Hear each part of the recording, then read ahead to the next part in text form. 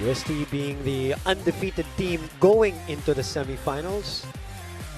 EJ Lauder, her comeback conference. You know, earlier I told you that Roldan reminds me of Cortez. You know, Erica Ragas naman reminds me of their former team captain, Cara Acevedo. Oo nga, kahawig pa. That's what she reminds me of. Kahawig talaga. The lefty team captain, Cara Acevedo. Minsan, pag nakikita ko siya, parang naalala ko siya. And this will be names and faces that you will be familiar with at least in the next 3 to 5 years. Diba? Kasi bihira yung graduating dito sa atin nakikita. Yun ang maganda dun. Oo.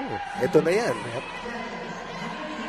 They will mature and get better right before your eyes. Correct. Jaja gets us going here. Napasa agad yung run and gun attempt ni Jana Torres. It is Maji Mangulabnan, former girls' best setter. Gander with 6 points right now.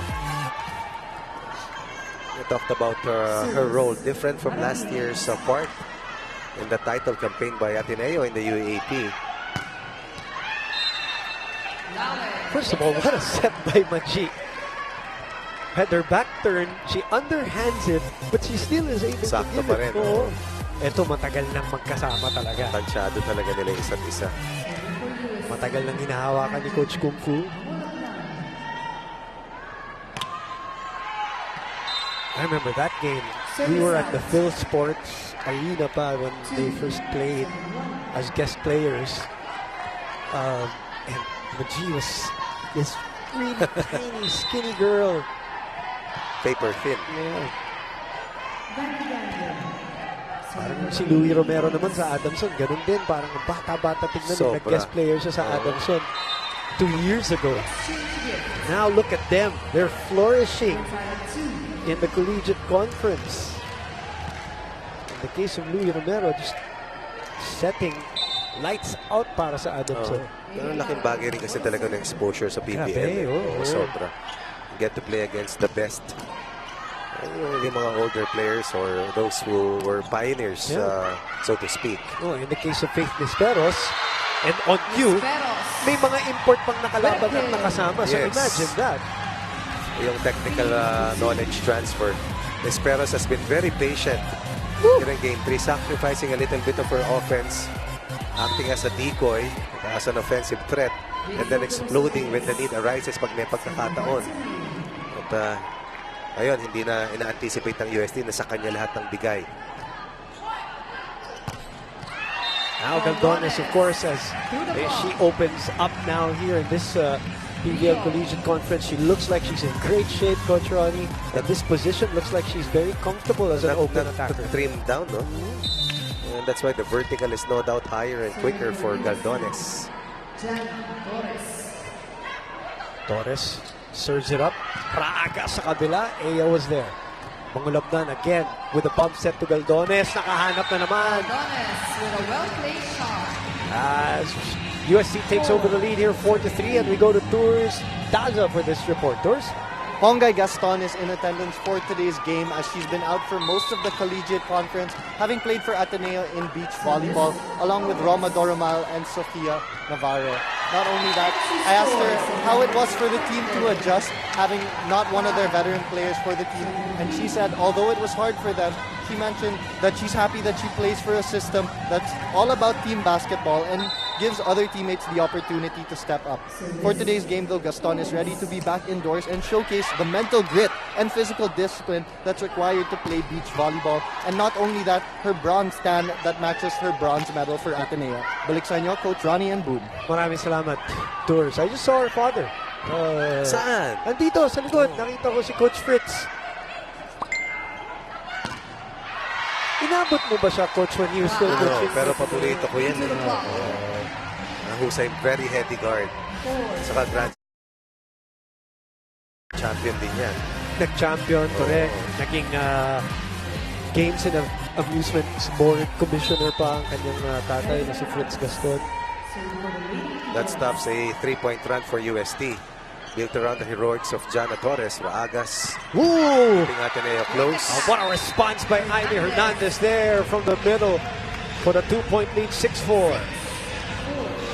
Hernandez in that game 1 loss, total of 9 points. Hernandez in that game 2 win with 12. That's 21-2 semifinal game so far for Jaime Hernandez. Running attack foiled by Hernandez. Nesperos looking to swipe.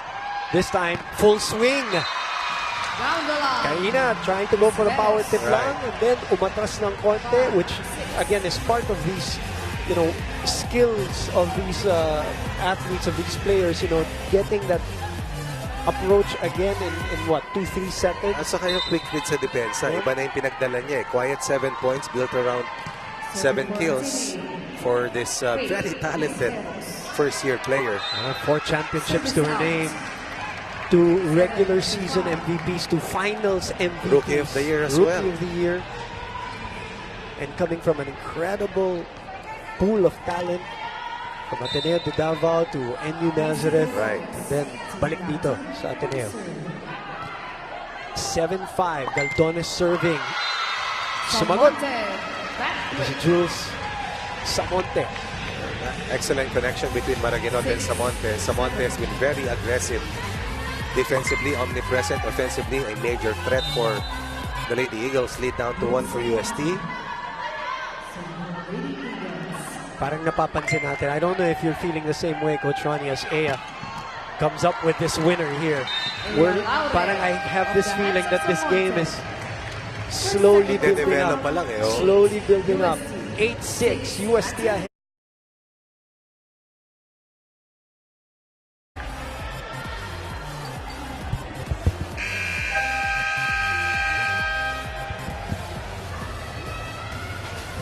Dito tayo sa loob ng Philoel Flying V Center.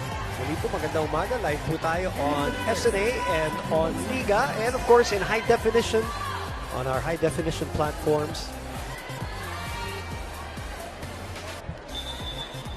And online, don't forget, premiervolleyballleague.com, iWant, and on sports.abs-cbn.com/livestreams/PVL. Abante po ng dalawa. Ang UST 8-6 here in the second set, pero abante ng 1 set. Ateneo sa ating do or die game. Game number 3. Jaime Hernandez getting us going dito sa ating rally here. On the counter attack, 1-2.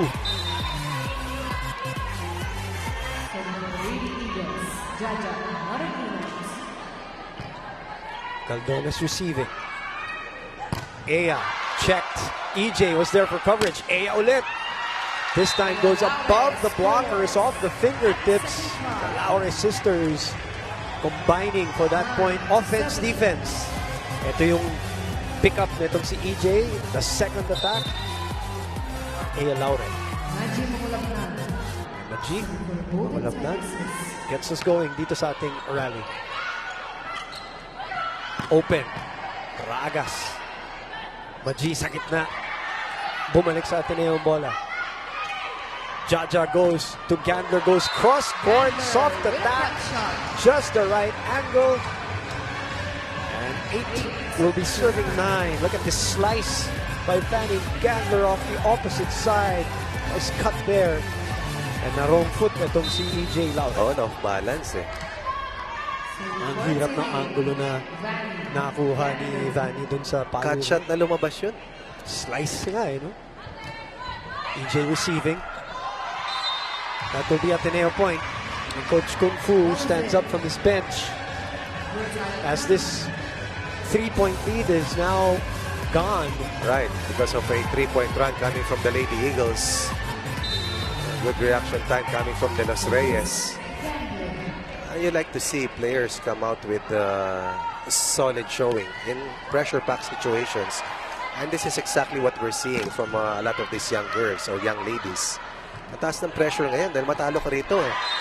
Hindi ka natatawid sa finals. Laban mo, battle for third. Of course, mamaya, CSP. Match to match kontra Adamson University. Grabe ang haba nung series na yun. I did game number 1 and ikaw yung game 1. Game 1 and ang ganda ng quality talaga. And pinanood ko sa TV yung game 2.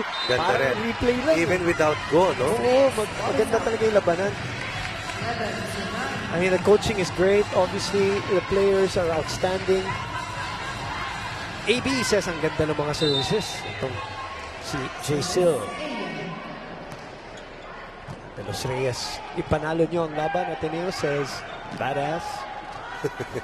And Derek says, so good to see the Laure sisters playing together. Let's go, UST. Recovering just in time. May power ang headband ni Eya. Tama-tama. 12-9. 3 straight points for UST. Diba? Ay nangyayari, Danny, Jajan, di naman yung trabaho. Pangalawa, it's all in the mind, Faith. It's all in the mind. You have to ask for it. You got to show grit in what you're doing. I don't care about the talent, about the skills. Kailangan ko grit, firmness of mind, firmness of spirit. Come on. Ikaw din, hindi pwede naghihintay.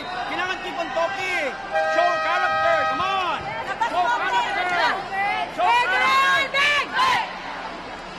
If Coach Kung Fu called a couple of technical timeouts dito naman sa kabila after that 3-0 run by UST, iba naman ang approach ni Coach O. Right, naka-recover na yung UST. Now it's the turn of the Lady Eagles to show that they can stop this run by UST and restore their own surge. A little reminder there in the part of Faith Nisperos, of course, coming from Coach Oliver. Ragas with a bullet. Mangulapnan was steady. Open. Nisperos binalikan. Si Maji. Maji was there but could not keep it in play. It's not just about talent, it's about grit. What a response after that timeout. So, paano bumaba yung ball? The defender was there, but the ball was down before she was able to get it up. Too much power behind it, yes. 10 serving 12. Uy! Sulok! Nagkatinginan sa UST side. So a 2-0 response here by Ateneo after the Coach O timeout. And again, it is De Los Reyes who's been serving so well. Right, Canto, the best serving team. Number 1 in spike percentage, number 1 in service efficiency are the Lady Eagles. Eya misreceiving. Galdones will try to keep it in play. Eya sends it over. Jaja opens up. Nisperos, pinalikan si Maji. 3-0 run to answer the 3-0 run of UST. Tablahan na naman tayo. And this is what happens when the player that is being called out reacts positively. She's straight for the Lady Eagles. Great sign. Yes, Some yes. people, some players fold. Yung iba tumutupi talaga. Diba, no? Maji keeps it alive. Excellent effort. Pagkakataon para lumamang dito. Candler from behind. It's too low. And stops the bleeding. UST in the lead again, 13-12. And that has been the exchange of runs here in the middle part of the second set. Of course, Ateneo winning set 1, 25-20. Jana Torres will do the honors here. Recovering just in time to take the lead again. Go to the corner. Doromal. Oh, That's out. Faith underneath. 2 straight points. Ganyanan tayo dito. Mini spurts, mini runs. correct. UST attacking Vanessa Gandler's defense. They're either giving it to her or to Diretso. Faith. Oo, Obviously, diretso. para hindi makapalo si Faith being the receiver. But bumalik dito sa Ateneo. Mababa yung bigay. But another chance here as they go back to Raagas. This time, Hernandez picks it up. Mangulabnan sends it to EJ. EJ off the blockers. Hindi na abot. So, recovering are the Golden Tigresses. Right. 3-0 run. Tatlong 3-0 run ang atin nakita dito, Coach Manny. Hindi nakakapagtaka. We expected a close fight, an epic battle. EJ Laure, 10 points in that game to win.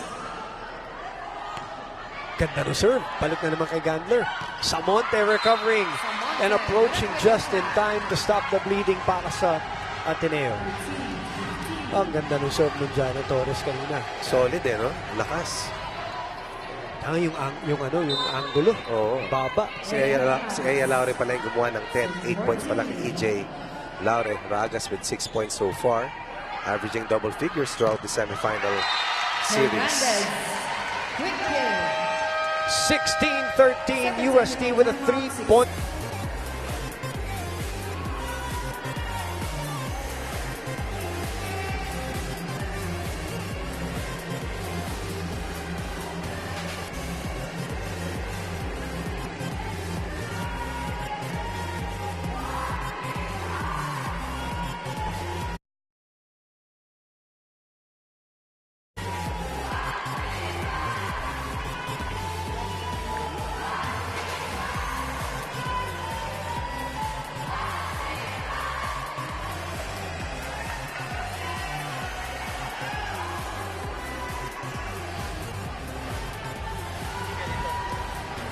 Labanan, nanalo po ng first set ang Ateneo. This is game number 3. And UST looking to even things up here. We expected a long game. We expected a competitive game.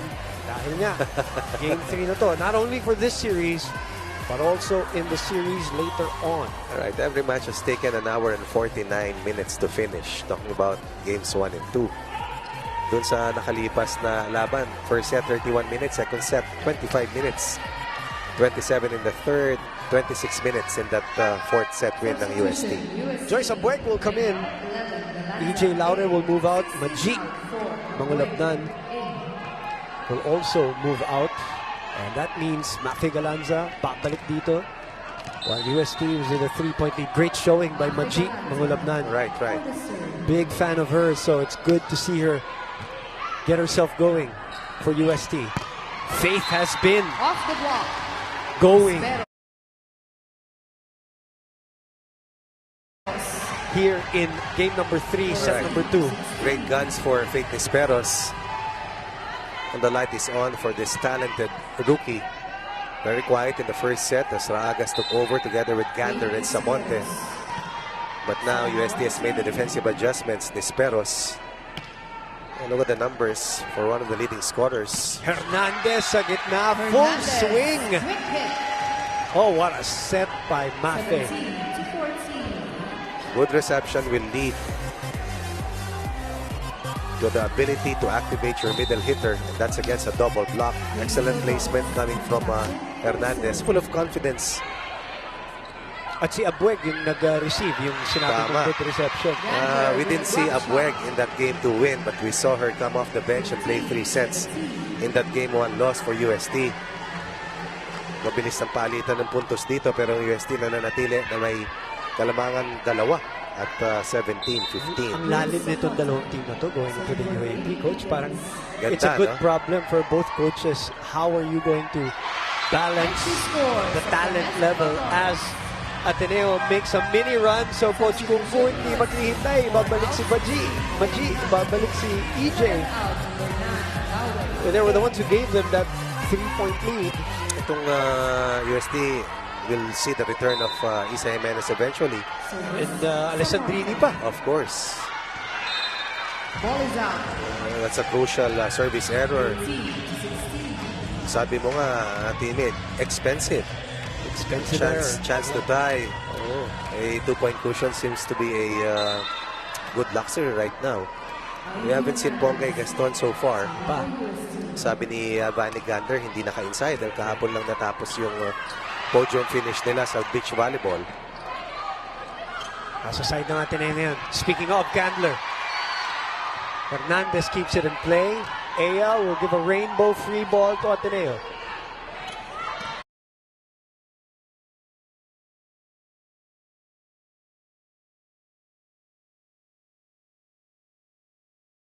UST Golden Tigers will reinstall a 3-point lead. That's the power of Aya Laure through the block and beating the Romal's defense as well. 3-point lead once again for UST.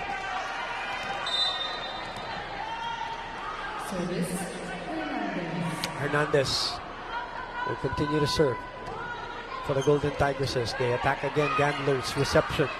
Faith from the opposite side, from the back row. Perfect contact on the ball. Also the takeoff, look at that. Just right at the line. She kept her eyes on the flight of the ball. Body pointing cross court, hitting that ball going down the line. Lead down to 2 for UST.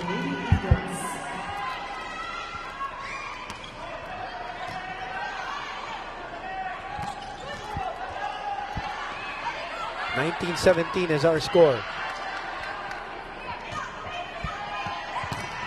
Ea again gets the score of Raagas. Crucial point delivered by the sophomore. Maji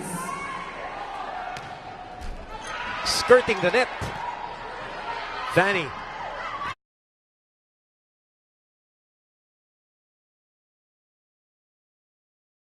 Easy take. Maji dives. Ea from the other side. Chance for Ateneo. They're down 3 here in the second set. Ragas. That's rejected. Agas But off the block. it bounces out. So that means Ateneo gets the point. One of 3 players averaging double figures here in the semis is Eric Raagas. Disperos is about 15.5 per game. Ganter is also 15 points per match. Raagas nearly 14 per contest. It's in, says the linesman. EJ Laure. Off speed, going to zone 6. Laure. That's been enabling the ball to drop. Not relying on force, but on defense read and placement.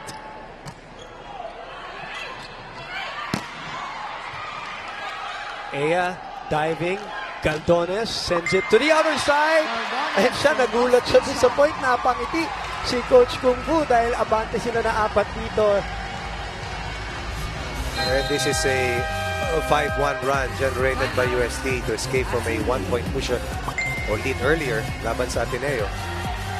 Timeout, Coach O. Kailangan i-challenge. Magaang na yun eh. Kuha nila natin. Hindi pwede nanguhula. When in doubt, when in doubt? Get it! Ang nangyari, ganun na naman. In doubt, kung sino kukuha, walang kumukuha. Sunod, look girls, haven't you noticed? All soft spike, yung awkward na position pa nila, yung pa yung nakakapatay. It's because you're expecting 2 hard balls. Don't expect na malalakas na bola.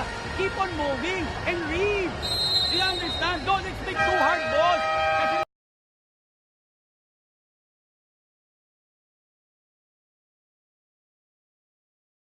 may depensa tayo eh. Yung mga chambang bola, yun na nakakapatay. It's because you're expecting too hard. Come on!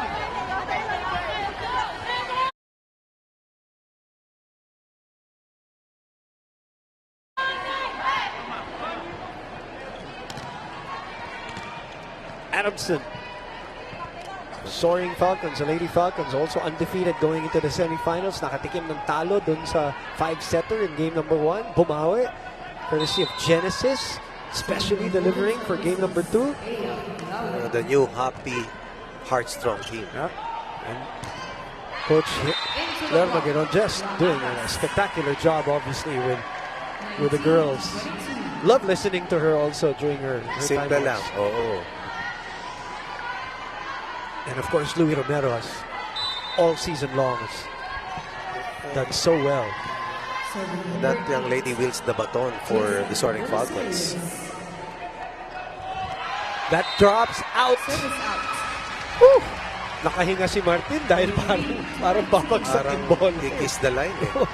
Kita mo yung tawa niya papunta sa Earlier, bench. she had an ace on that kind of serve. Correct. Talking about De Los Reyes going long and deep. Ito, asahan mo, sa kanan pupunta ito. Janet Torres goes to the right. Set point advantage. And Rachel Roldan will come back in for UST as we are at set point. 5 out, 15. Roll that in.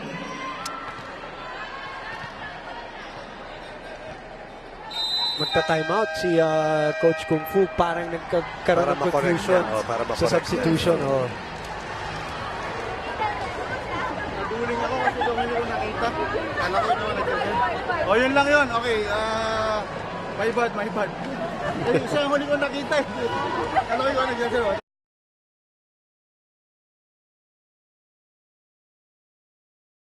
Tara na. Sige. Okay lang yan. i-control naman natin, okay? O, kunin mo yung number niya, pumasok ulit. UST. Pwede ba yun? Hindi.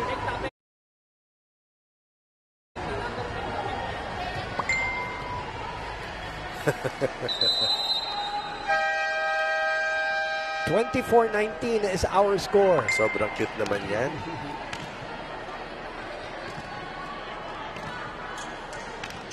Naka-earmuffs just in case, para hindi magising.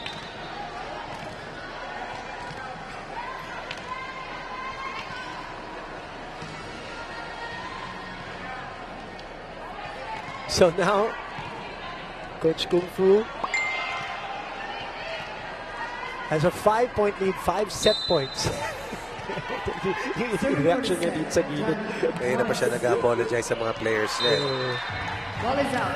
Let's see if they'll be able to close this out. Earlier, they had 5 set points. Substitution, UST. Torres committing a service error, and Hernandez finally has a chance to re-enter. Ateneo last-ditch effort. And UST looking to equalize here. They lost a set point. Pumatong. Ay, may sumabit sa net. I think it was Samonte. So UST will equalize here in Do or Die Sunday. You're watching the PBL Collegiate Conference semifinals on SNA.